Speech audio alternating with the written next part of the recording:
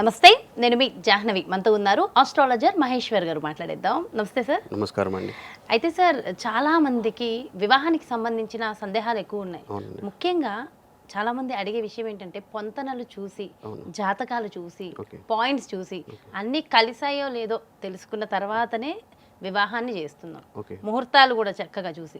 అయినప్పటికీ మరి ఎందుకు వివాహం అయిన తర్వాత భార్యాభర్తల మధ్య గొడవలు వస్తున్నాయి, విడాకుల దాకా వెళ్తున్నాయి? ఇన్ని రకాల సమస్యలకి కారణం ఏంటి? మరి జాతకాలు కలిసాక కూడా ఎందుకు ఇబ్బందులు రావాలంటారు? అంటే ఇందులో జాతకం చూడడంలో తప్పు ఉందండి. ఎందుకంటే ఈ పొంతనలు అనేటివి కరెక్ట్ కాదు.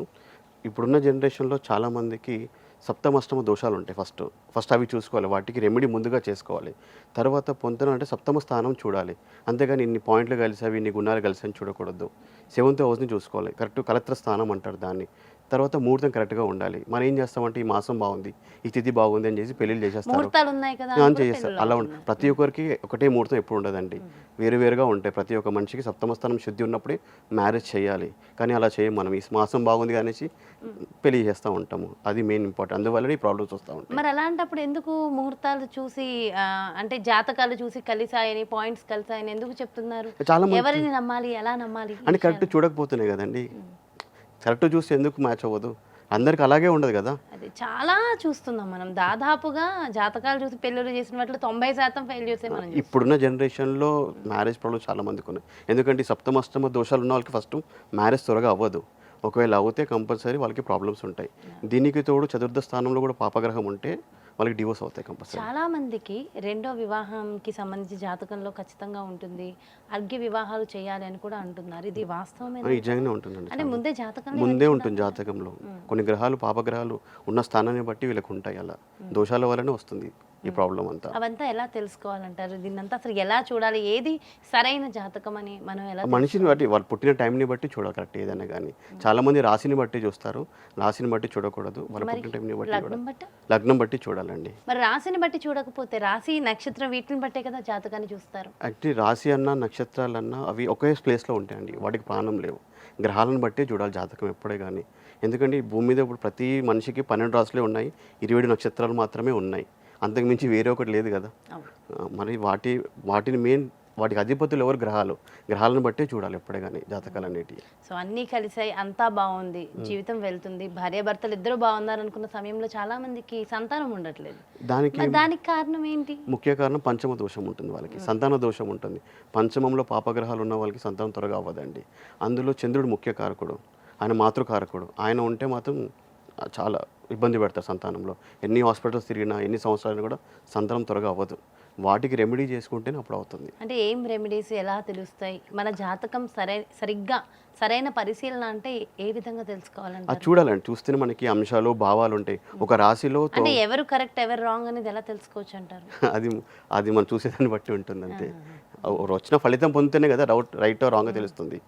ఇది చేయకుండా ఫలితం పొందాలంటే కాదు కదా. అందుకని అంటే వివాహానికి సంబంధించి కానీ, అటు సంతానానికి సంబంధించి కానీ రెమెడీస్ అంటే ఎలాంటివి ఉంటాయంటే? వాళ్ళు ఇంటి దగ్గర చేసుకోవచ్చు అండి, పెద్దగా ఏముండవు. ఇంటి దగ్గర గుళ్ళో చేసుకోవాలి. గ్రహానికి సంబంధించిన ధాన్యము, వస్త్రం ఉంటుంది. అవి కరెక్ట్ సంకల్పం చెప్పి పూజ చేసి దానం చేయాలి. అదేంటి జాతక పరిశీలన తర్వాతే చూడాలి? జాతక పరిశీలన తర్వాత. సంకల్పం అనేది జాతకాన్ని బట్టి ఉంటుంది. ప్రతి మనిషికి ఒక్కొక్క సంకల్పం వస్తుంది, దాన్ని బట్టి వాళ్ళు చెప్పి చేసుకోవాలి. అప్పుడు దోషానికి నివారణ దొరుకుతుంది. అంతేగాని ఉట్టిగా మెయ్యడం వల్ల దోషం పోదు, పుణ్యం వస్తుంది, దోషం పోదు. సో అంటే మన జాతకంలో ఏ దోషం ఉంది ఏంటి సరిగ్గా మనం చూసుకుని దానికి తగ్గట్టే ఇవ్వాలి, రెమెడీస్ చేసుకోవాలి. ఓకే, మీరు కూడా జాతకం చూస్తారా? డెఫినెట్ చూస్తానండి. ముహూర్తాలు ఉంటాయండి మనకి. ఫస్ట్ మ్యారేజ్ ఎప్పుడు చేసుకోవాలని ముహూర్తం ఉంటుంది. తర్వాత అమ్మాయి మ్యారేజ్ అయినాక అమ్మాయి అత్తగారింటికి వెళ్ళే ముహూర్తం కూడా చాలా వరకు చూడాలి. ఇవి ఈ మధ్య ఎవరు చూడట్లేదు, అది కంపల్సరీ చూడాలి. దాని తర్వాత నిషేకం అంటారు, అంటే ఫస్ట్ నైట్ ముహూర్తం కూడా చూడాలి. ఇవి కరెక్ట్గా ఉన్నప్పుడే వారి మ్యారేజ్ లైఫ్ హ్యాపీగా ఉంటుంది. అత్తగారింటికి వెళ్ళే ముహూర్తము చూడాలి, అన్ని ముహూర్తాలు చూడాలి. కాబట్టి ఇది చూడకపోతేనే కదా ఇన్ని ప్రాబ్లమ్స్. చాలా మంది చేస్తారు ఈ మాసం బాగుంది, తిథి బాగుంది, పెళ్లి చేస్తారు.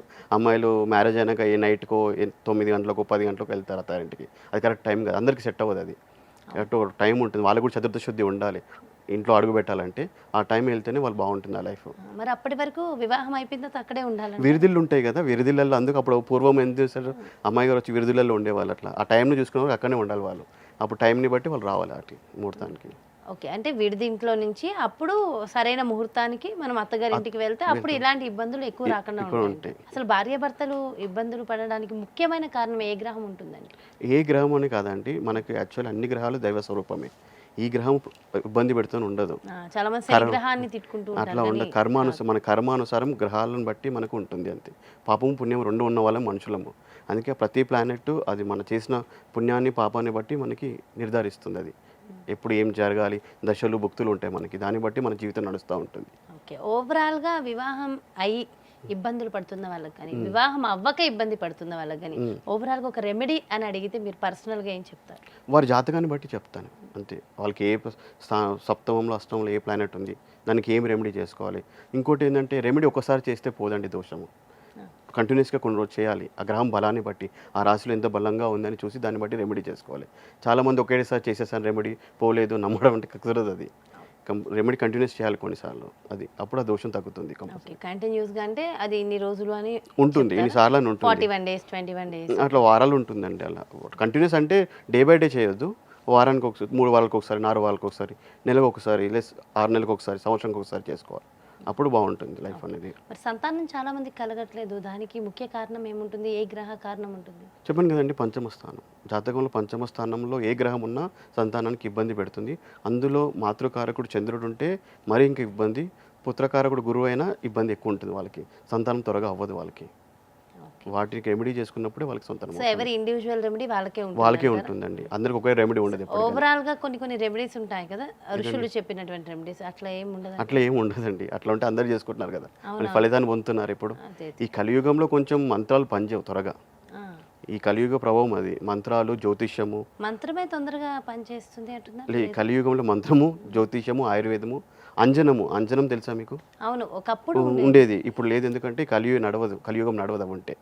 అందుకని త్వరగా ఏవి పనిచేయవు. అంటే ఏవి సరిగ్గా తొందరగా పనిచేస్తాయంటారు? ఏవి చేస్తూ ఉండాలి, దాన్ని ప్రయత్నిస్తూ ఉండాలి. ప్రయత్నం చేస్తూ జాతకాన్ని పరిశీలన చేసుకుంటూ అప్పుడు వస్తుంది ఫలితం. సో అలా చేయగా ఫలితం 100% వస్తుందండి. ఓకే, ఇండివిజువల్ గా ఎవరి జాతకమైనా మీరు పరిశీలన చేసి చెప్తారు. వాస్తు ఇవన్నీ కూడా వాస్తు కూడా జాతకం నుంచే ఉంటుందండి, దానికి సపరేట్ గా శాస్త్రం ఏం లేదు. అయితే ఇప్పుడు చాలా మంది జాతకం బాగుంది అంటారు, కానీ పర్టికులర్ ఇంటి వాస్తు బాగాలేదంటారు. దీన్ని మీరు ఒప్పుకుంటారు? యాక్చువల్లీ జాతకం బాగుంటే ఇంటి కూడా బాగుంటుంది అంతే. మన జాతకం బాగుంటే బాగున్న ఇంటికి వెళ్తారు. మీ జాతకంలో పాపగ్రహాలు ఉన్నప్పుడు చతుర్థంలో ఆటోమేటిక్ అలాంటి ఇంట్లోకి మీరు వెళ్తారు. సో వాస్తుకి జ్యోతిష్యానికి డిఫరెన్స్ లేదు అంటారు? అన్నీ జ్యోతిష్యంలోనే ఉంటాయి. మనిషి యొక్క ప్రతి జీవన విధానం అంతా జ్యోతిష్యంలోనే ఉంటుంది. సో మరి అంటే వాస్తు పర్టికులర్ గా చూసుకోవాల్సిన అవసరం లేదండి. మన జాతకం బాగుంటే, జాతకం అంటే ఇంటి పెద్ద జాతకం చూస్తామా, లేదంటే ఓవరాల్ ఇప్పుడు ఇల్లు ఎవరి పేరు మీద ఉంది, ఎవరు తీసుకుంటున్నారు, వాళ్ళ జాతకమే చూడాలండి. ఎవరు పెద్ద వాళ్ళే. ఇప్పుడు మీరు కొంటున్నారంటే మీ జాతకమే చూడాలి కదా. అయితే వివాహానికి పర్టికులర్ రెమెడీ లేదు అన్నారు. అవునండి. మరి సంతానం కలిగిన వాళ్ళకి ఏమైనా ప్రత్యేకంగా రెమెడీ ఉందండి. రెమెడీ ఏంటంటే గురువారం పూట రాగి చెట్టు చుట్టూ తిరిగితే సంతానం కలిగే యోగం ఉంటుంది. ఎందుకంటే గురువు పుత్రకారకుడు కాబట్టి సంతానకారకుడు. రాగి చెట్టు చుట్టూ తిరిగినప్పుడు గురుగ్రహానికి అర్చన పూజలు చేసినా కూడా సంతానం కలిగే యోగం ఉంటుంది వాళ్ళకి. ప్రతి గురువారం సంతానం ఉండదు వాళ్ళు చేయాలి కంపల్సరీ. ప్రతి గురువారం రాగి చెట్టు చుట్టూ తిరగాలి. ఓకే, రావి చెట్టు చుట్టూ ఎన్ని ప్రదక్షిణలు అని ఏమైనా ఉంటుంది? 108 చేస్తే చాలా మంచిది. చాలా డీటెయిల్గా ఎక్స్ప్లెయిన్ చేశారు. థ్యాంక్ యూ సో మచ్ అండి. థ్యాంక్ యూ అండి. చూసారు కదండి, మరి పుత్ర సంతానం లేని వాళ్ళకి, అంటే పిల్లలు పుట్టని వాళ్ళకి పిల్లలు కలగాలన్నా, అదేవిధంగా భార్యాభర్తల మధ్య గొడవలు, ఇబ్బందులు అవుతున్నాయి, దానికి గల కారణాలు తెలుసుకోవాలన్నా ఖచ్చితంగా మన జాతక పరిశీలన ద్వారా సరైనటువంటి రెమెడీస్ చాలా ఇంపార్టెంట్. మరి అలాంటి రెమెడీస్ కావాలన్నా, మీ జాతక పరిశీలన కావాలన్నా ఖచ్చితంగా మీరు సంప్రదించాలి అనుకుంటే క్రింద డిస్ప్లే అవుతున్నటువంటి నెంబర్స్కి కాల్ చేయగలరు. నమస్కారం.